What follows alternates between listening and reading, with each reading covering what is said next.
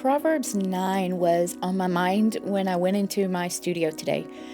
Proverbs 9 and a heart that just feels so full of gratitude for all the teachers God's blessed my life with over many, many years. Each one, every single teacher brought something significant to the table.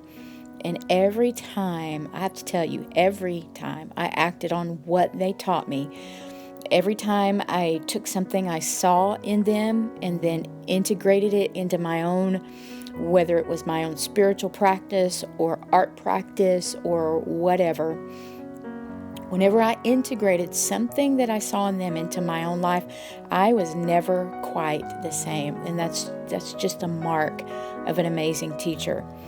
Proverbs 9 makes the preparation of a meal from scratch, from raw ingredients, a metaphor for the teaching gift. A good cook is not going to feed you stale bread. A good cook isn't going to feed you takeout.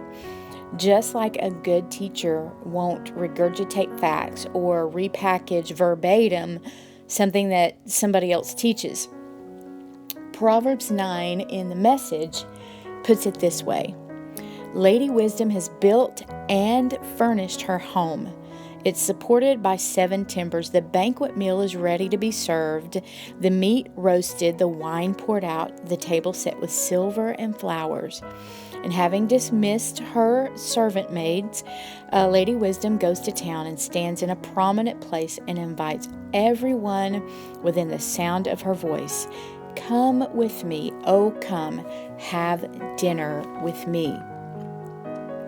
So this passage says that wisdom has built her house. And so I was just thinking as I was sketching away here, what is it that we do in our homes? Obviously, we live in them. And a wise teacher, I promise you, has lived in the thing that she teaches. The Bible says that she has dressed her meat. Whatever that source of meat is, she has wrestled it down. She's plucked it, skinned it, cooked it, whatever, and just placed it, arranged it beautifully on a plate and presented it to us. And the Bible says she's mingled her wine, and wine implies aging. I have to tell you, a great teacher is not going to run with just a single area of truth. A great teacher isn't going to teach something she just read someplace else this morning or yesterday or even last week. A great teacher is going to live in it. She's going to become the message. She's going to sit with that thing for weeks or months and sometimes even years.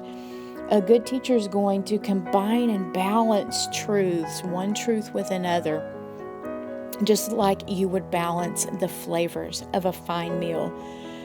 This passage says that she's furnished her table. And to me, that means a teacher invests in herself, going the extra mile to make sure she herself is well prepared. Also, that table implies fellowship, which is just such a beautiful thing. And the table can be such a beautiful place, literally and figuratively. And the teacher's going to do all she can to set the right atmosphere. She's going to make everything as beautiful as possible. And at the same time, she will not compromise on the food itself. She will not compromise on the menu. A good teacher will not compromise on content. She's going to give you the best of the best. It says that she sent forth her handmaidens. To me, this implies a couple of things. The whole mentoring aspect of teaching. A good teacher can teach you how to teach. It also implies how much teachers need the gift of helps. And as someone who also has a gift on my life to teach, I can tell you right now, I couldn't do what I do without the gift of helps. I need other women in my life who play these vital roles in helping me and supporting what it is that God's gifted me to do. And the passage also says that wisdom cries in the city.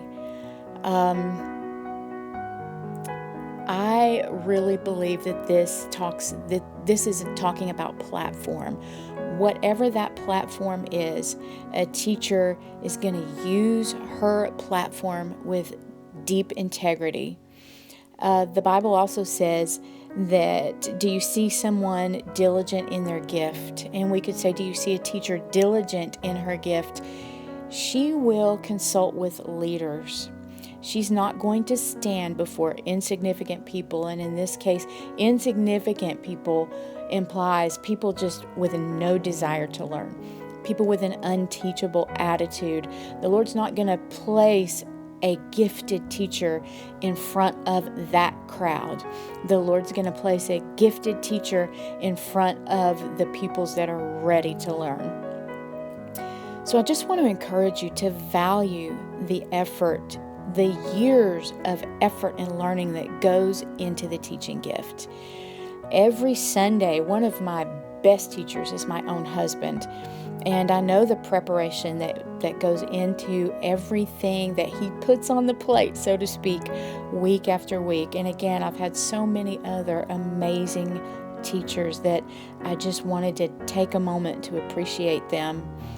It's just incredible to me that we are able to sit down to a banquet from our teachers. You know what? You didn't kill the chicken, you didn't pluck the chicken, you didn't cook the chicken, you didn't mingle the wine, you didn't even set the table. You have not had to become the message or live in the message in quite the same way that the teacher has. You know what? We just get to learn, we get to feast, and we get to be filled. What a tremendous blessing. So, yeah, I'm so grateful for my teachers today.